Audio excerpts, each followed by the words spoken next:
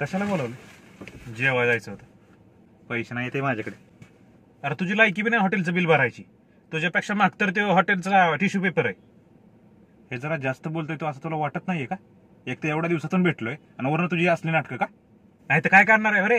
हा, तुझ्या घरचे तरी विचारत का तुला जेवलाय का म्हणून? मादारी चोत. ए बेकार चोट, नीट बोलायचं काय? हा, नीट बोलायचं. बेकार आहे. अरे बकरीच्या लेंडीगत तोंडाच्या I-20 बसायची लायकी आहे का तुझी? मला म्हणतोय भिकार आहे म्हणून. आता घेतली, नाही तर ह्याच्या आधी ना तुम्ही सुद्धा त्या 800 मध्येच बसायचं, कळलं का? त्या खटारामध्ये असल्या लेंडक तोंडे. अरे कमीत कमी आमच्याकडे 4 व्हीलर तरी होती. तुम्ही अजून सुद्धा डोंगराने खराडताय, त्याचं कसं काय? अरे काय करायची असली फुगिरकी? कशाला पाहिजे जर तुम्ही एका माणसाचे पैसे देऊ शकत नाही जेवणाचं तर? अरे तुझ्यासारख्याला खायला घालायपेक्षा 100 कुत्री जेवाय घालील, परवडेल तरी कमीत कमी. जाण तरी ठेव त्याला उपकाराची. अरे तुमच्या असल्या वागण्याने ना तुम्हाला कोण कामावर पण ठेवत नाही काय?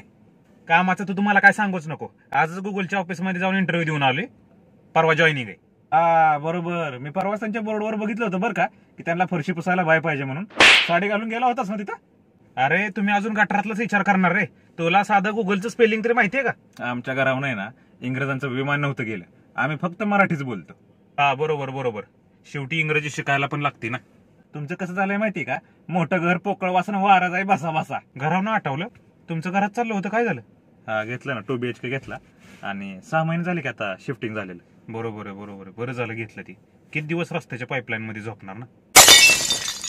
अरे कमीत कमी ना आम्ही रातचं झोपत तरी होतो. तुम्ही ना रस्त्याच्या कडेला जी सरकारी संडास असतात का नाही, त्यात तुम्ही रातचं नाईट शिफ्टला जायचा चिल्लर गोळा करायला. आम्ही कष्ट केलंय म्हणून आता 2 एकरात बंगला बांधून राहतोय. तुमच्यासारखं नाही झोपडीत राहायचं. रोज सकाळी तुमच्यासारखं सरकारी संडासामोर बाहेर डबड घेऊन उभं राहत नाही आम्ही. असू दे, आमची गरिबी आमच्यापाशी. ऐक की, आणि ती प्रिया दिसत नाही रे तुझ्या बरोबर? तिचा माझा ब्रेकअप झाला. बरं झालं, सुटली बिचारी. नाहीतर तुझ्या बरोबर आले असते ते सफरात शान सारवत बसायला लागलं असतं तिला. ए बेकार चोट. अरे नशीब तिला अक्कल आली, नाहीतर तुझ्यासारख्या हौशी माणसाने ना रस्त्यावर आणली असती तिला. माझं जाऊ दे, तुझ्या लग्नाचं काय झालं? चाललं होतं ना बघायचं? चाललंय बघायचं, पण पसंतीचा विषय होतो जरा.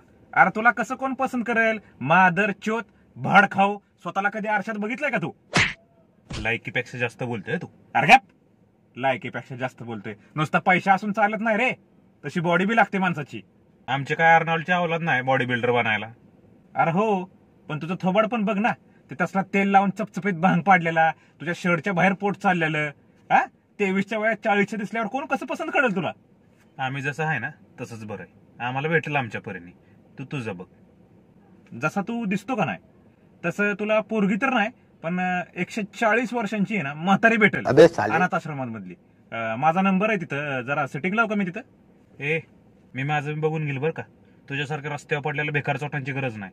तुझ्यासारख्याला मी माझ्या लग्नात वेटर म्हणून बी ठेवणार नाही. हा बरोबर आहे रे.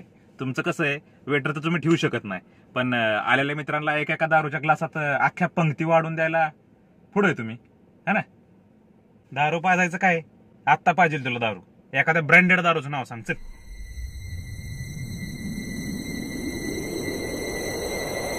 McDonald's number 1.